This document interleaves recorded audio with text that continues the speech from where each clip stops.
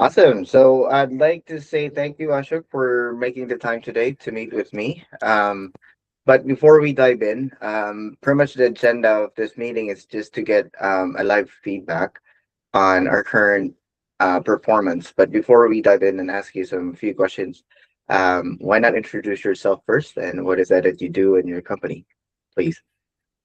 Yeah, all right. So I'm Ashok Thomas. My the company I'm working with is Network Utilities Systems Limited. So we have traditionally done a lot of system integration slash VAR work with um, and specialize on radius and things like that.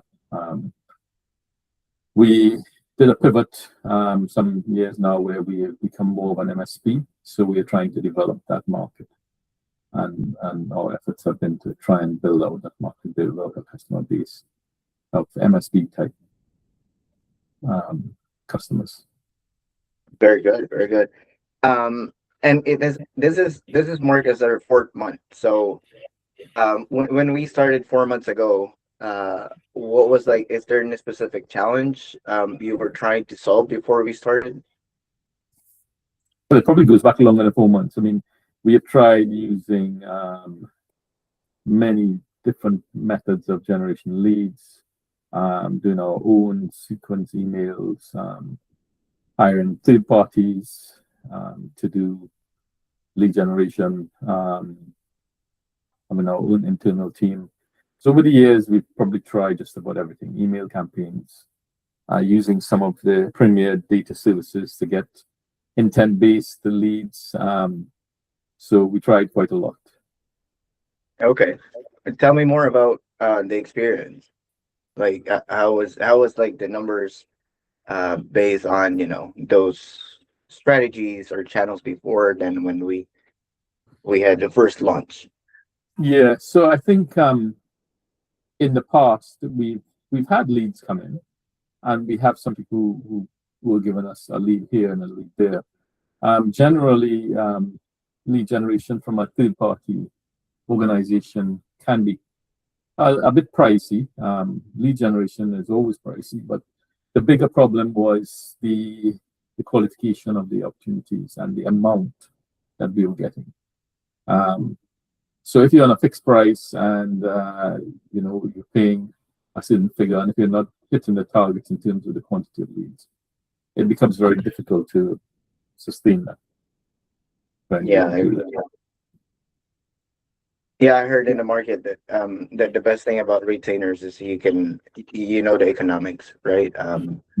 Like you're not throwing money on the table expecting something to return. But anyhow, how was the experience, Ashok, for like the last 4 months? Were we able to deliver the expectation? I think what we've seen is that we've had I think a good quantity of leads coming in. Yeah, we've had the odd person who cancelled the meeting, and then the SDR has tried to rebook and things like that. But in the main, we've had good old meetings, good companies, and a reasonable quantity, especially bearing in mind we are in the throes of summer. So you would think that we might get less than what we're getting. But I think we've had a consistent flow of leads, and that's been pretty good. Awesome. Good to know. And Mr. Thomas, though, I really wanted to ask why us, because I remember we met a couple of times for discovery call. I don't know if you recall. Um, but I think that was June when we first met, or somewhere in July. And that time you were still working with a vendor that you shared a while back. Um, but yeah, what made you decide to work with us in the second try? Um, comparing to building your own in-house SDR. I don't think we had time to try and build the own SDR, and also it depends a lot on picking the right person and getting the right training and everything. But when I spoke to your organization, there seemed to be that knowledge and experience. I also spoke to a good reference customer of yours, And yes, I was a bit skeptical about the fact that you were in the Philippines and more concerned about the accent and how you come across, and because a lot of organizations don't necessarily like working or responding or dealing with something outsourced, right? If you call a help desk for a UK-based company and it's outsourced, some people think, well, why don't they have it from people based here in this country or something like that?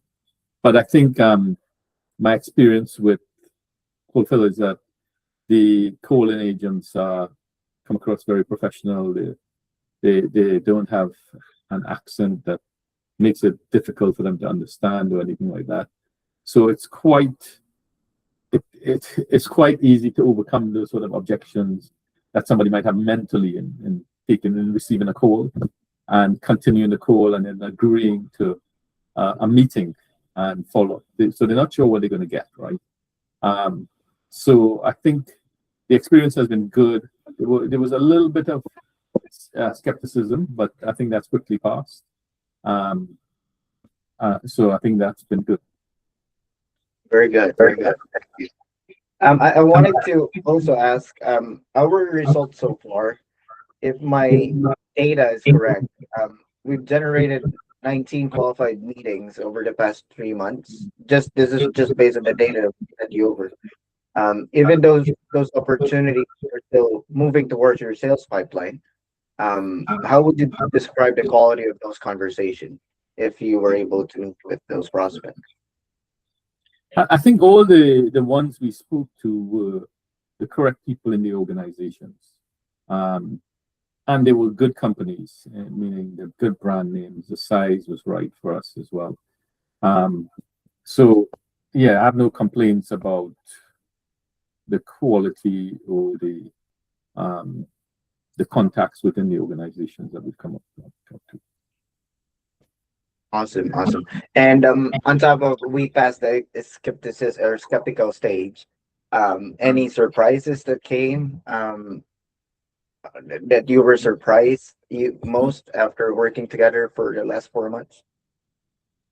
I would say that we were pleasantly surprised that there was a consistency from the point of view of the amount of leads.